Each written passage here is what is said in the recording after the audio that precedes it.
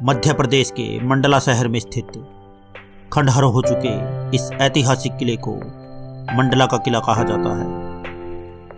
इसे गोंड राजा नरेंद्र शाह ने 1691 से लेकर 1731 के बीच में बनवाया था। यह काफ़ी बड़े क्षेत्र में फैला है, लेकिन आजकल इसका महत्व खत्म सा होता जा रहा है।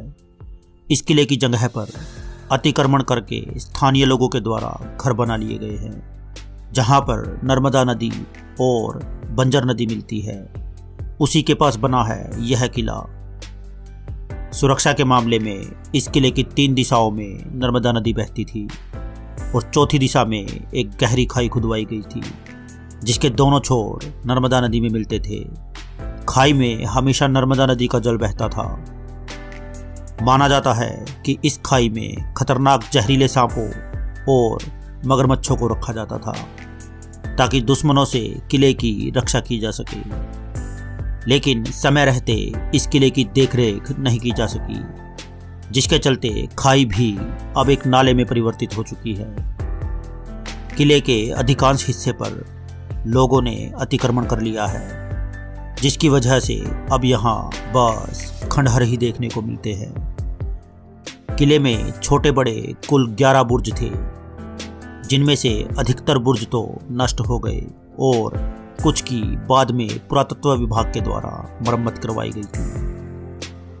मंडला का किला बनने से पहले गोंड राजाओं की राजधानी रामनगर थी।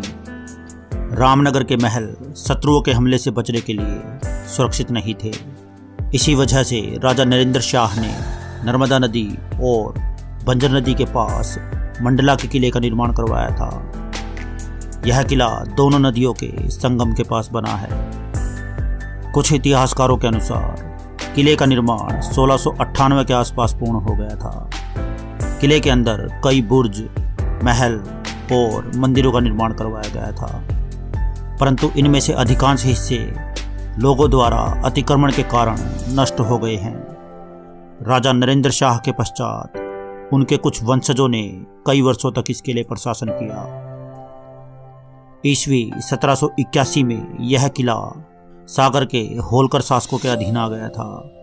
तत्पश्चात 1818 से 15 अगस्त 1947 तक यह अंग्रेजों के अधीन रहा। किले की रक्षा के लिए और दूर से ही शत्रुओं पर निगाह रखने के लिए मंडला के किले के निर्माण के समय 11 बुर्ज बनवाए गए थे।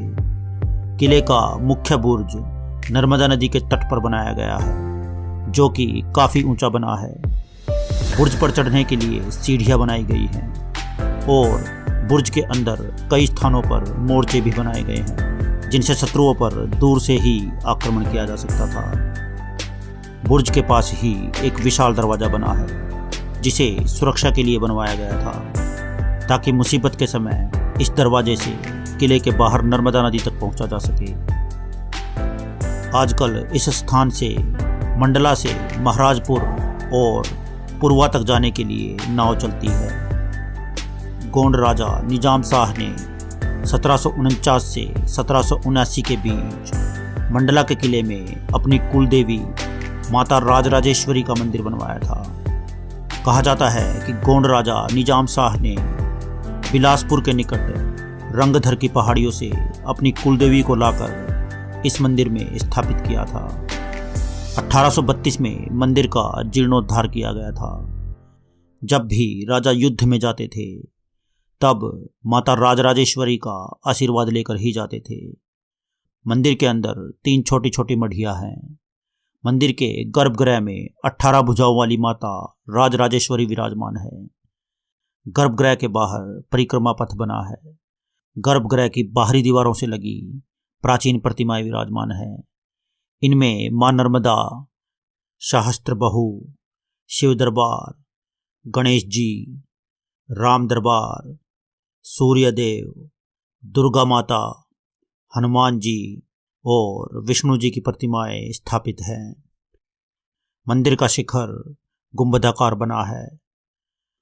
मुख्य बुर्ज और माता राजराजेश्वरी मंदिर के पास ही राजा शंकर शाह और कुंवर रघुनाथ शाह की जन्मस्थली है, जो 1857 की क्रांति में अपने प्राणों का बलिदान देकर सदा के लिए अमर हो गए थे। जन्मस्थली के पास पुरातत्व विभाग का बोर्ड और कुछ खंडहर ही शेष बचे हैं। मुख्य बुर्ज से लगा भगवान शिव का प्राचीन मंदिर है।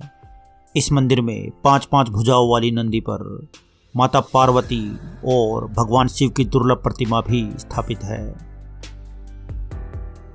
माता राजराजेश्वरी मंदिर के पास ही अन्य प्राचीन मंदिर है। इन मंदिरों में शीतला माता मंदिर, व्यास नारायण मंदिर, शिव मंदिर और अन्य देवी देवताओं के भी मंदिर हैं। नर्मदा के तट पर मंडला के किले की दीवार से 2 फीट बाहर की ओर बहुत ही सुंदर सतखंडा महल स्थित है। सतखंडा महल के सामने सुंदर घाट बने हैं। यह महल पत्थर, चूने और गारे से बनाए गए हैं। इनमें कई छोटे छोटे कक्ष हैं और सबसे ऊपरी कक्ष के ऊपर गुंबद बना है। कहा जाता है कि यह महल 7 मंजिला था। इसी के कारण इसे सतखंडा महल कहा जाता था।